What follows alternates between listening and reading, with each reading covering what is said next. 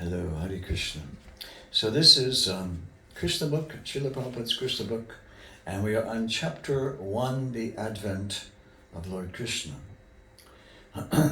So right now Vasudeva is giving a lot of instructions to Kamsa. You know, Kamsa he heard a voice from the sky. Kamsa, you fool, you don't know, but the 8th child of your sister is going to kill you. He stops the chariot. He grabs her hair and he pulls out his sword just to kill his own sister, right? And Vasudeva, she just got married to Vasudeva. She's driving him to her new residence at her father-in-law. And Kamsa, her brother, is ready to kill her because he heard this voice in the sky. So Vasudeva is very, he's pretty cool-headed, and he's starting to talk about how we're all going to die sooner or later, and it actually is not the first child, it's the 8th child. You know, it's giving Kamsa a lot of, things to think about, rather than just, cutting her. So, so Vasudeva is continuing to speak. He said, this body is exactly like one of the bodies which we always see in dreams. During the dream of sleep, we create so many bodies according to mental creation. We have seen gold and we have also seen a mountain. So in a dream, we can see a golden mountain by combining the two ideas. Sometimes in dreams, we see that we have a body which is flying in the sky. And at that time, we completely forget our present body. Similarly, these bodies are changing.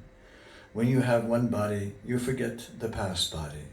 During a dream, we may make contact with so many new kinds of bodies, but when we awake, we forget them all. And actually, these material bodies are creations of our mental activities. But at the present moment, we do not recollect our past bodies or our past lives. The nature of the mind is flickering. Sometimes it accepts something and immediately it rejects the same thing. Accepting and rejecting is the process of the mind in contact with the 5 objects of sense gratification: form, taste, smell, sound, and touch. Did you ever taste something and say, wow, this is really good, but then after a while, there's getting some other taste now. I don't like that taste. It's good, and then it becomes bad. In the speculative way, the mind comes in touch with the objects of sense gratification, and when the living entity desires a particular type of body, he gets it. Therefore, the body is an offering by the laws of material nature. The living entity accepts a body and comes out again into the material world to enjoy or suffer according to the construction of the body. Unless we have a particular type of body, we cannot enjoy or suffer according to our mental proclivities inherited from the previous life. The particular type of body is actually offered to us to our mental condition at the time of death. The luminous planets like the sun, the moon, and the stars reflect themselves in different types of reservoirs like water, oil, or ghee. The reflection moves according to the movement of the reservoir. The reflection of the moon on the water and the moving water makes the moon appear to be moving, but actually the moon is not moving. Similarly, by mental concoction, the living entity attains different kinds of bodies, although actually he has no connection with such bodies. But on account of illusion, being enchanted by the influence of Maya, the living entity thinks that he belongs to a particular type of body, and that is the way of conditioned life. Suppose a living entity is now in the human form of body. He thinks that he belongs to the human community, or a particular country, or particular place. He identifies himself in that way and unnecessarily prepares for another body which is not required by him. Such desires and mental concoctions are the cause of different types of body. The covering influence of material nature is so strong that the living entity is satisfied in whatever body he gets, and he identifies with the body with great pleasure. Therefore, I beg you, my dear brother-in-law, I request you not to be overwhelmed by the dictation of your mind and body.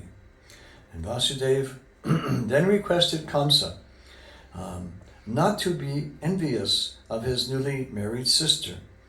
One should not be envious of anyone, because envy is the cause of fear, both in this world and in the next, when one is before Yamaraj, the Lord of Punishment, after death. Vasudeva appealed to Kamsa on behalf of Devaki, stating that she was his younger sister. He also appealed at the auspicious time, the time of her marriage. A younger sister or brother is supposed to protect one's, to be protected as one's children. You know that.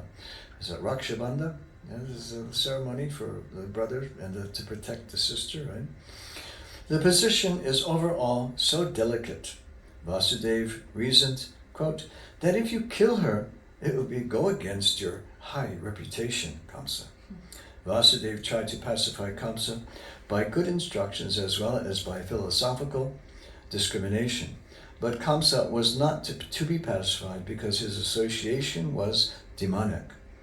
Because of his demonic associations, he was always a demon, although born in a very high royal family. A demon never cares for any good instruction.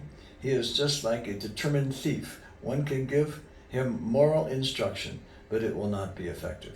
Similarly, those who are demoniac or atheists by nature can hardly assimilate any good instructions, however authorized it may be. And that is the difference between the demigod and the demon. Those who can accept good instructions and try to live their lives in that way are called demigods, and those who are unable to take such good instructions are called demons.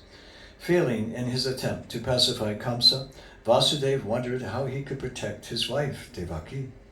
When there is an imminent danger, an intelligent person should try to avoid the dangerous position as far as possible. But if, in spite of endeavoring by all intelligence, one fails to avoid the dangerous position, there is no fault on his part. One should try his best to execute his duties, but if his attempts fail, it is not his fault. Vasudeva thought of his wife as follows, quote, for the present, let me save the life of Devaki, and then later on, if there are children, I shall see how to save them. He further thought, if in the future I get a child who can kill Kamsa, just as Kamsa is thinking, then both Devaki and the child will be saved because by the law of providence is inconceivable. But now, some way or other, let me save the life of Devaki. And Srila Prabhupada goes, there is no certainty on how a living entity contacts a certain type of body, just as there is no certainty how the blazing fire comes in contact with a certain type of wood in the forest. When there is a forest fire, it is experienced that the blazing fire sometimes leaps over one tree and catches another by the influence of the wind. Similarly, a living entity may be very careful and fearful in the matter of executing his duties, but it's still very difficult for him to know what type of body he's going to get in the next life. Maharaj Bharata was very faithfully executing his duty of self-realization, but by chance he contacted temporary affection for a deer, and he had to accept his next life in the body of a deer.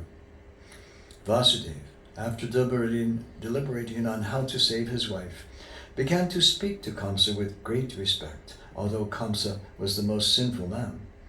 Sometimes it happens that the most virtuous person like Vasudeva has to flatter a person like Kamsa, a most vicious person.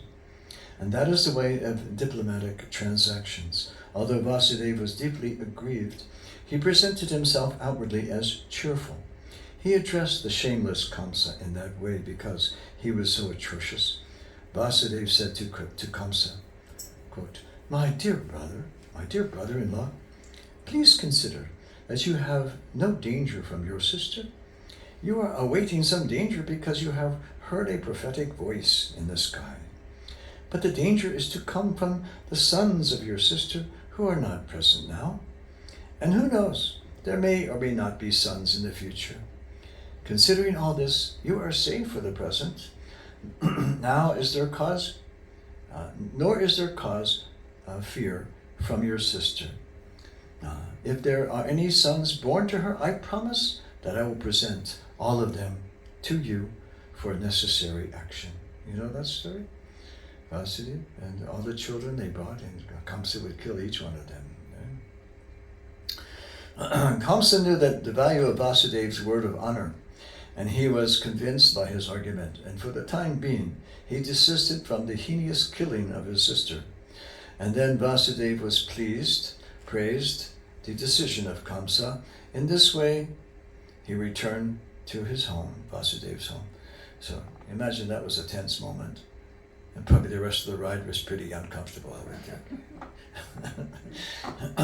All right, we'll stop there. Hare Krishna. Hare Krishna. Hare Krishna.